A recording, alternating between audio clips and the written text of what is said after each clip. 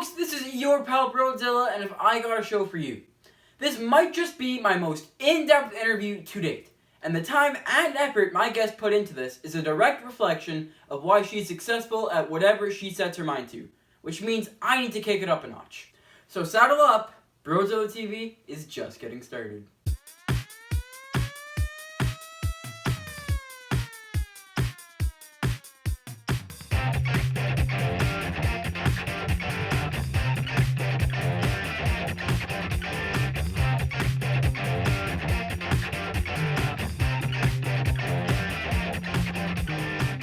Welcome to a very special episode of Brodezilla TV. I'm your host, Brodezilla. You may recognize my guest today from the Ultimate Fighter 18 and her time spent competing under the banners of Invicta FC, the UFC, and most recently as a WWE superstar in NXT. She has a purple belt in Brazilian Jiu-Jitsu, a crazy sweet arm tattoo, an extremely successful YouTube channel, youtube.com/8bitamazon. She has fists that can break your face and a smile that can break your heart. And on top of all that, she's a dog lover and an okay gamer too. Ladies and gentlemen, I proudly present to you the amazingly incredible Jessamyn "The Gun" Duke. Well, thank you, Brodezilla, for that lovely introduction. Now, I for one am very excited to be on your program, on your channel, and to do this interview with you so that perhaps we can discuss a variety of subjects, some maybe within a different milieu than your viewers are accustomed to. But I'm just gonna go ahead and throw this out here. I've got some pretty high expectations for your abilities as an interviewer. So let's see what you got. Let's get this party started. The first thing I gotta know is, how does a little girl from Kentucky grow up to be a dominant force in the world of combat sports? How did I get into combat sports? Well, you didn't want to start with an easy one, did you? I'm on to you. I'm following. I see how this is going. So, the abbreviated version of this story, which is difficult for me, I just want you to know that, is that I started training in combat sports when I was 19 years old. And at that time, I was going to school full-time, university full-time, and I was also working full-time at a couple different jobs. And when I wasn't doing one of those two things, I was gaming a lot.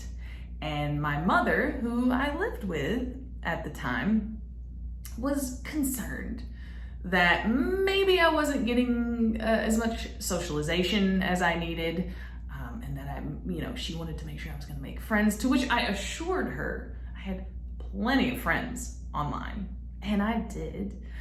But to appease her and also, I thought it would be fun to take up a hobby and to do something different. And since I had recently watched a movie called $1 Million Baby, I was inspired to look up local kickboxing or boxing gyms.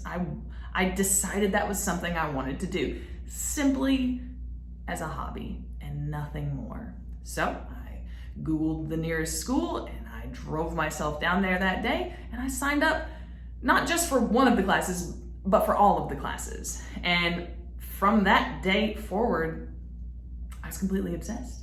And I couldn't stop training. I had to learn everything. And I did my very best for many, many years to do just that.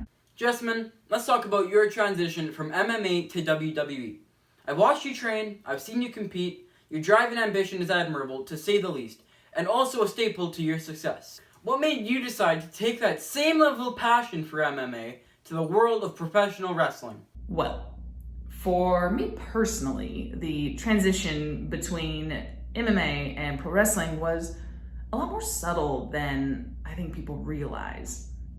So for me, I was in a position where I was pursuing fighting as my career, as my job. At that time, I was signed in the UFC/Invicta, and I was watching my closest friends, Shayna Baszler and Rhonda, pursue their dreams and fulfill like their passion through different methods, through different means outside of fighting. And that was really inspiring to me, because it was not that it has to be this way, but I think sometimes it feels like when you make a choice for a career, that's it. You're stuck. And even if you love it, I don't think it's ever wrong to want to keep growing and evolving and changing. And I was. Now, I didn't think that pro wrestling was going to be the path that I would walk. I didn't. But it was. And I did. Now, you mentioned that your friends Shayna Baszler and Ronda Rousey had made the jump from MMA to pro wrestling, and much like yourself, they've each had success in both the octagon and the squared circle. How influential were they in your decision to carve this new path for yourself? When Shayna first started training, she's been my roommate since 2013. We have been training partners since 2013. So even though she was pursuing wrestling, who do you think was in the gym with her practicing? Who do you think was in there helping her? Who do you think was also getting coaching by the same people that she was getting coaching by the whole time? Meanwhile, to me, I'm like, this is just something fun. It's a nice change up from training. It's whatever. It was fun. It was a hobby. It was not a thing that when I set out and started training that I thought this is going to be my career. Now, slowly but surely, those training sessions started getting more and more significant. I think that's a good word. And because Rhonda was at the time thinking about dipping her toe in the waters of pro wrestling, she also wanted a training partner. And in that moment, at that point in both of our lives, Shayna was busy. She was already signed by WWE. She has now begun on this path. Marina, her other, longtime training partner, was pregnant and had just, in fact, I think she had just given birth at this exact moment, but she was well wrapped up in that aspect of her life. So here I am like, hey, I am so down to be a training partner. I am here for it. Listen, there's nothing I love more than training with my friends and learning new things. And it was just such a good, positive environment that I was completely addicted to the training and being in the gym and being in the ring and learning these new things and having all of this information in this entire world that I didn't even realize existed. All of a sudden, the doors were just open and I walked in and I'm like, wow, this is what I can do? And it was just like, okay, I have never thrown myself into something so completely, even fighting. There was something in my soul that in the training of pro wrestling, and I think it has to do, I think it was an aspect I got in fighting was the trust between your training partners and the family that you build around that and how important that is to progressing in your training. And I felt like in pro wrestling, it was like that times 1,000. And it was amazing and it was incredible. And after a few of those training sessions, it became apparent that if this was something I wanted to do, that I simply just had to make a decision to do it. And even then, it was a big one, but it was still just a decision. And I decided that's the path I wanted to go. I'm going to switch it up a bit. Anyone who knows you, anyone who follows you on social media or your YouTube channel, youtube.com/8bitamazon, knows that you are big into gaming. Yet another interest we have in common. What can you tell us about your earliest memories as a young gamer and the special place gaming holds in your heart today? Now we're getting somewhere good, Brodezilla. This is what I'm talking about. All right, how did I get into gaming? Well, it's actually not nearly as exciting as I would hope, but still, there's nothing I love talking about more than gaming. So, as much as my life has revolved around fighting and pro wrestling for the majority of my adult life, my entire adult life, really. I often say that the thing I have been passionate about in life the longest is gaming. And it's true. Since I can remember, my first memories exist. I distinctly remember being in the living room playing the regular Nintendo, the NES, with my brother. And one of my favorite stories to tell is I remember playing Mega Man 2. Super difficult, especially for a child. And I was stuck on like the first level, you know, like I'm like 6, I think. And I would just make the jump and die. And then I reroll it, and then I make the jump, and then I die. And then I reload it, and then I make the jump, and I die. And my mom was watching me this entire time. And I remember her like walking over in front of the TV, and she was like, "Honey, are you having fun?" And I was like, "Yep." And I was just back in it. Like, I think there was something even from an early age that I really enjoyed about the problem solving of video games. And so I never had a problem giving it my full attention. It has always been something that I can give my full attention. And it's actually very rejuvenating for me. Maybe it's not for everyone, but I consider gaming the ultimate me time. If I really want to treat myself and reward myself, I can do it with gaming. And I feel like it helped my problem solving skills. I feel like it did help my reaction time. Maybe not hand-eye coordination in the way that people tend to think, but definitely I was getting things from it beyond just the enjoyment of playing the game. Being a bit of a gamer myself, I have my favorites and my go-to games depending on how my day is or what my mood is. But if you could pick your top 3 games right now, what would they be? As far as top 3 games or all-time games or ranked lists and all this stuff, I usually am very against those because I feel like they're very fluid and they change often, and I'm just moody anyway. So I'm especially moody about gaming and what I feel like playing and what I enjoy playing. However, you did ask for the top 3. So here's what I'm gonna do.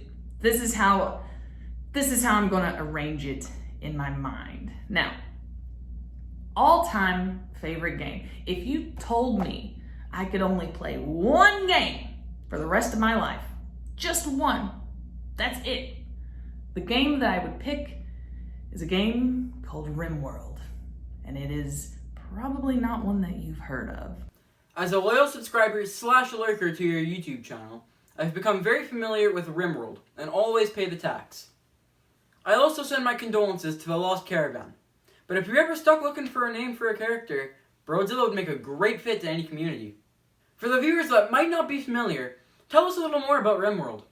It's a sci-fi colony space building simulation with whatever, all of this stuff. It's irrelevant. It doesn't matter. It's super fun and I love it. And I stream it all the time. It's definitely the game that I've streamed the most, and it's a lot of fun. Basically, it's kind of like The Sims, but a lot more brutal and horrific. It's a bit like The Sims meets Oregon Trail, and I don't know. Maybe you're too young to know Oregon Trail. I don't know another example, but definitely, people more in my age bracket will be quite familiar with the Oregon Trail. So yeah, it's a bit like The Sims meets the Oregon Trail, and you're trying to,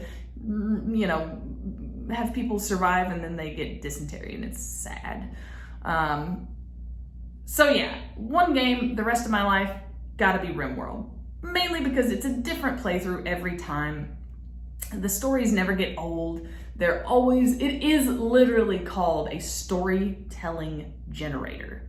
That's what the subtext under the title says. So if that doesn't tell you something, I mean, listen, what do we know about pro wrestling, right? It's all storytelling. So there's no wonder that is the game that I'm most obsessed with, and if I could only play one, I would choose that one. Solid first choice, Jessamyn. What do you got for number 2?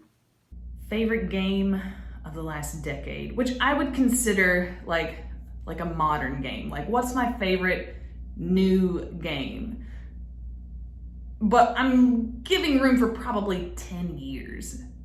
And I would have to say that would have to go to Red Dead Redemption 2. Now, I know there's probably a lot of people that would question that or whatever, and maybe not. I don't know what kind of gamers you got watching your channel. You know, I don't know how they feel. This is why I avoid lists, because people get very judgy. But I'm like, it's like art, man. Different people enjoy different art, and they see beauty and they appreciate things differently depending on who's looking at it. That's exactly how I feel about pro wrestling. It's an art.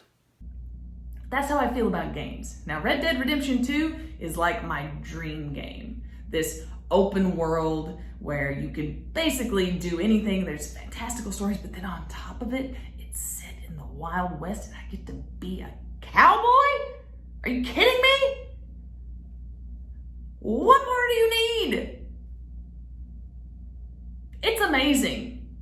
It's amazing. By far, it's absolutely my game of the decade. If I had to pick just one game that I thought was the best out of the last 10 years, I 100%. I think if you put Red Dead Redemption 2 10 years before it or 10 years after it, I still say it wins, okay? And that's saying a lot, because I know we got some really good games coming out. Red Dead Redemption 2 is a great choice. Who wouldn't want to be a cowboy? What do you say we go old school for number 3? This is a difficult one. This is what I would say is probably my favorite older game. And this is one that I might be changing from, or this is a change from what I have maybe said in the past, but it's because my opinion has changed. And I feel like what constitutes a great older game is one that you're able to go back to. Because sometimes nostalgia in video games gets the better of you.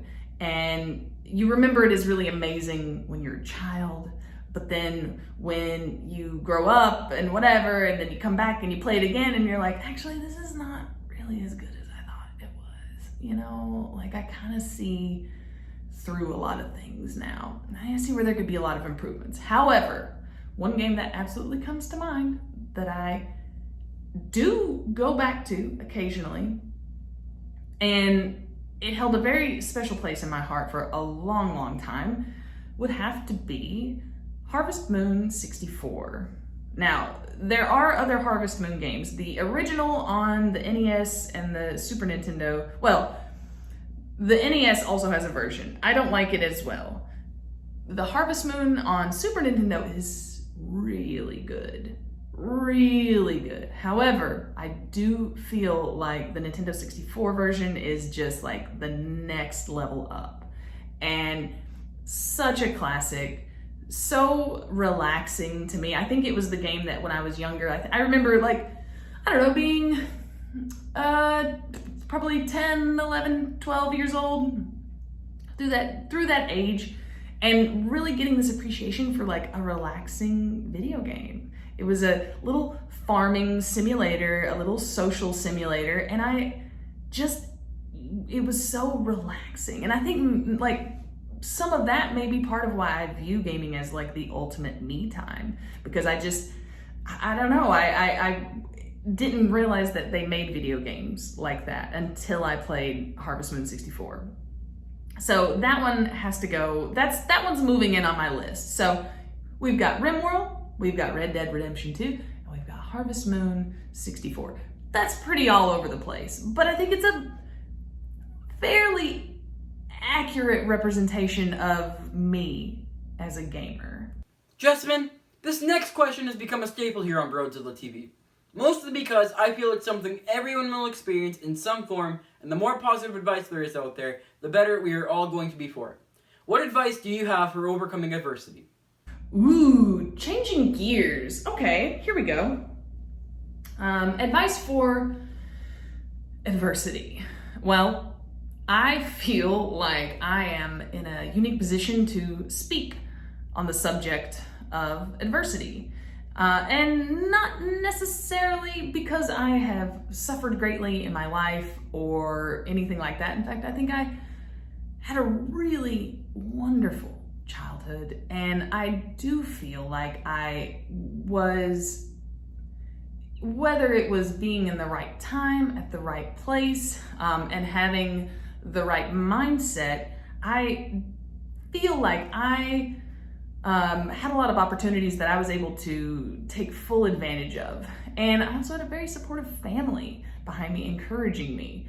So you might be thinking, well, then why does that make you an expert on adversity? Well, because what I discovered was, despite all of those things, I was still faced with adversity everywhere I went.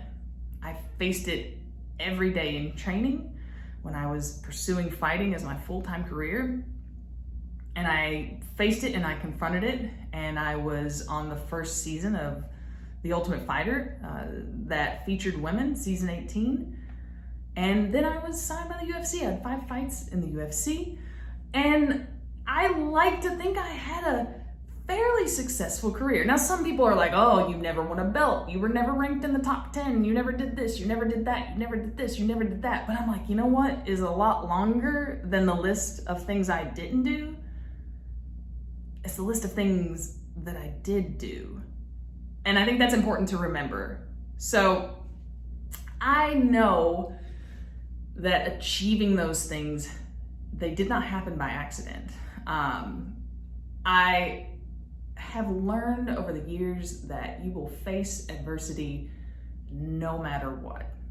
Trying to hide from it, trying to avoid it, and then shaming yourself if you're faced with it and for experiencing it does you no good, because we all experience it and we all will at different points in our life. And what is crazy is you're faced with adversity. You finally summon up the will to face it and confront it and handle it and overcome. And then as soon as you turn the corner, there's something else. There's something else. And that, I feel like that's what breaks people. That's what gets people to give up on their dreams, is because they work so hard to overcome whatever. And then as soon as they do, there's something else just waiting right there. And rather than looking at that as, this is just part of the path, this is just the process. There's nothing wrong here. There's nothing abnormal here. This is the process. This is what it takes. It's easy to be like, I'm obviously doing something wrong. I'm not doing this right because this is happening. I must suck at this because this is happening. And that is wrong. And I won't often say that things are just wrong, but that is wrong. You cannot view adversity as some sort of fault or shortcoming on your part. You are kind of irrelevant to the adversity. The adversity doesn't care about you or your story or anything about you, your goals, your dreams, where you're going, what you're doing. Adversity doesn't really care. It's kind of impartial, and everyone will have to either face it and confront it, or they can hide from it. And I think, rather for me personally, I would rather have a life filled with adversity that I was constantly facing than to settle for a life without it. Great advice, Jessamyn. As much as this was supposed to be an interview, it really felt more like a heart-to-heart. You lead by example, you wear your heart on your amazingly vibrant sleeve, and you're an inspiration for anyone looking to follow their passion and their dreams. I can't thank you enough for your time today. Thank you, Brodezilla, so much for giving me the opportunity to rant about a variety of things, as I said that I would, and for being such a bright and